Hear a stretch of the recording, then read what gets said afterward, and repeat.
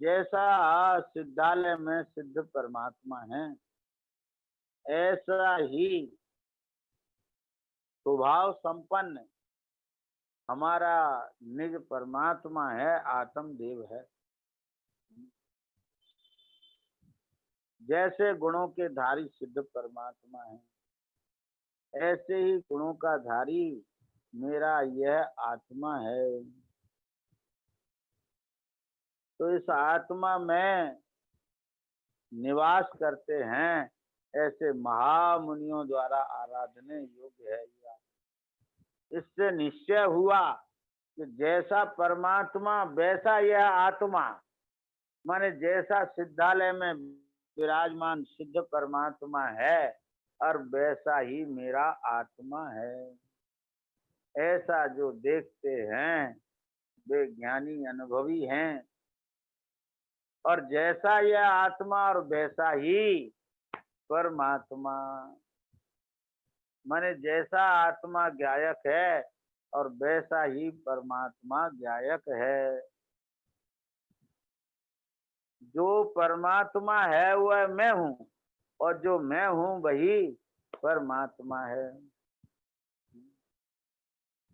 क्या क्या जो परमात्मा का स्वभाव है वही मेरा स्वभाव है, जो मेरा स्वभाव है वही परमात्मा का स्वभाव है।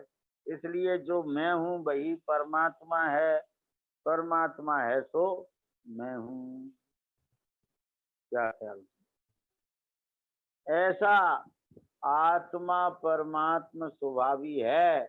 भैया आत्मा को परमात्मा से कम नहीं देखना और ज्ञान को केवल ज्ञान से कम नहीं देखना।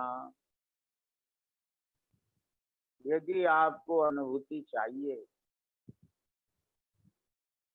तो इस आत्मा को परमात्मा से कम नहीं देखना और केवल ज्ञान को केवल ज्ञान से कम नहीं देखना। क्या समझ?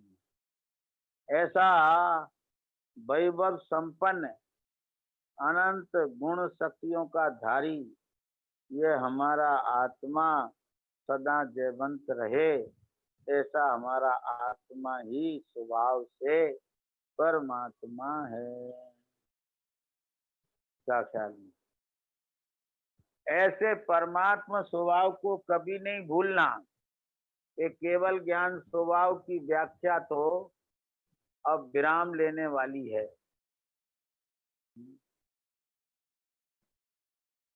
कल ये व्याख्या पूरी हो जाएगी,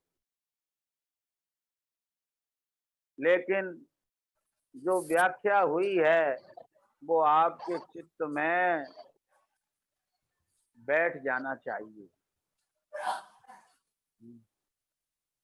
इसमें जो उपादेय आत्मा का स्वभाव बताया है वह हमारे ज्ञान का ज्ञेय बन जाना चाहिए, हमारी श्रद्धा का श्रद्धेय होना चाहिए, हमारे ध्यान का ध्येय बन जाना चाहिए। वही हमें सर्वोत्कृष्ट उपादेय भाषित होना चाहिए। तभी ये केवल ज्ञान स्वभाव के प्रवचन सार्थक होंगे। क्या केवल ज्ञान स्वभाव को, अपने केवल ज्ञान स्वभाव को कभी नहीं भूलना। सदा हमारे स्मरण में रहे, निरंतर हमारे चिंतन में रहे ये केवल ज्ञान स्वभाव। और हमारी आत्मानुभूति में यह केवल ज्ञान स्वभाव स्थित हो जाए। केवल ज्ञान स्वभाव की प्रतीति और अनुभूति हो, इसी भावना के साथ आज का यह वक्तव्य विराम लेता है।